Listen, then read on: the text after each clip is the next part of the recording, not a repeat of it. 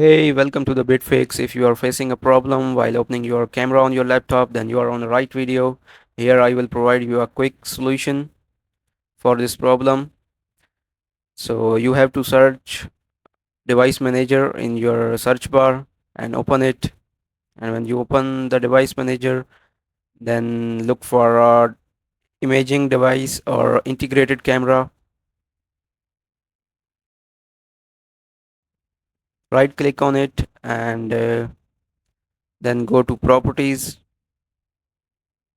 Yeah, click on properties, then go to driver, update driver, and browse from my computer. Let me pick from my computer, click on it, and then select the USB video device, click next, and the driver is installed. And then you have to close all the stuff and restart your PC.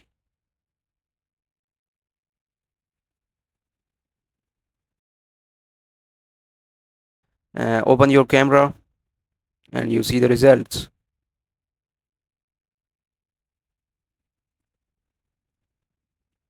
The problem is solved.